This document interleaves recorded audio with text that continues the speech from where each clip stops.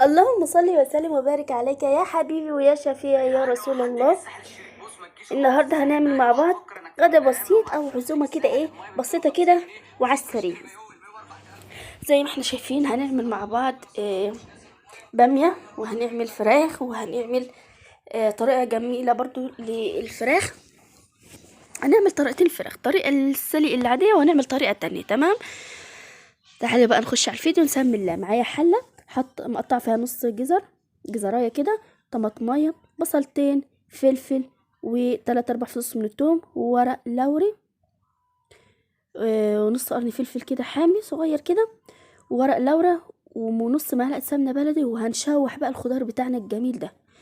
تعالوا هنا بقى، اول ما نشم ريحه الخضار دي فراخ، بس فراخ بلدي. نزلنا بقى بالفراخ البلدي. معايا فلفل اسمر، ومعايا ملح، بس ملح، فلفل اسمر، كزبره ناشفه، ورشه بسيطه خالص من الكمون. تمام، حطينا بقى التوابل، وهنشوح بقى الفراخ كويس جدا. الطريقه بتاعت الفراخ دي اللي بنسلق بها الفراخ دي بتبقى جميله جدا. طبعا معايا هنا ميه مغليه، ما بزودش ميه من الحنفيه على طول، لا، بنغلي الميه الاول عشان تدينا طعم شوربه جميل. ده اول حاجه. تاني حاجه هتساعد معانا على طول في تسويه اللحم. تمام، خلاص كده زودنا الفراخ بتاعتنا بعد ما اتشوحت كويس جدا. تعالوا بقى في الحله دي، معايا معلقه كبيره من الثوم، دقها بنص قرن فلفل، وبصلايه كده صغيره. اول كده ما شوحتهم وتشم ريحتهم بقى في التشويح، نزلنا بقى بالباميه دي مفرزينها في بقالها يجي كتير قوي في الفريزر، بس مش فاكره بصراحه بقالها قد ايه، بس هي المهم انها متفرزه في الفريزر. هشوح الباميه دي كويس جدا جدا لغايه كده ما تشم ريحتها في التشويح. معايا حبايتين بس من الطماطم، بشرتهم عادي في المبشره العاديه، ومكعب من المرق. برضو هنشوحهم برضو 3-4 دقايق كده على النار. واول كده ما تشم ريحتها برضو تاني هنعمل هتزودها بايه؟ معانا طبعا شوربة فراخ البلدي دي. هنزود البامية بشوربة الفراخ، هتاكلي احلى واطعم بامية.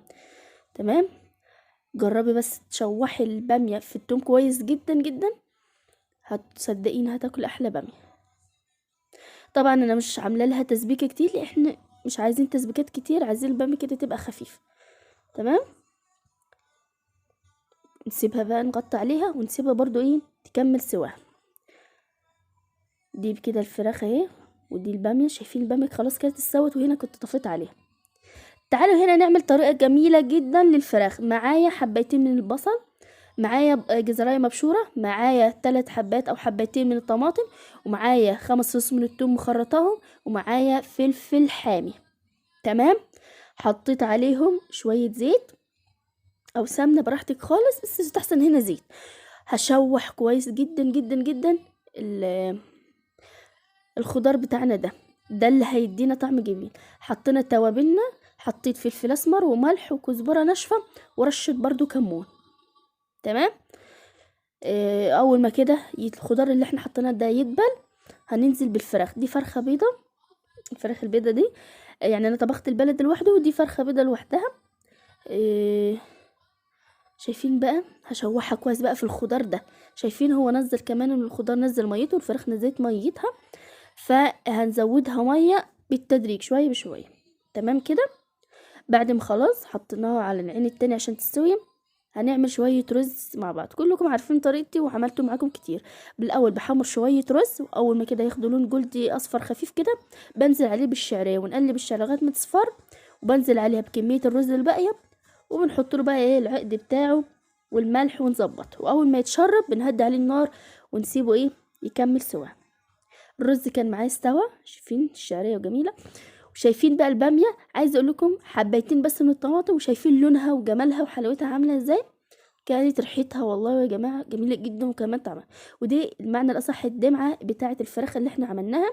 ودي الفراخ كنت خلاص حطيناها في الصواني، وهنروح عشان نحطها تحت الشوايه عشان تتحمر. ودي الشوربه بتاعتنا زي ما احنا شايفين. كنا كمان عملنا عصير في الشفشق الاحمر ده، كنا عاملين عصير فراوله بالموز، ومخلي الليمون والسلطه الخضراء الجميله بتاعتنا. واتمنى بقى يكون الفيديو بتاع النهارده عجبكم. ما تنسيش تحط لي لايك وتشتركي في القناه وتفعلي زر الجرس عشان يوصلك كل فيديو انا بنزله. ومع السلامه.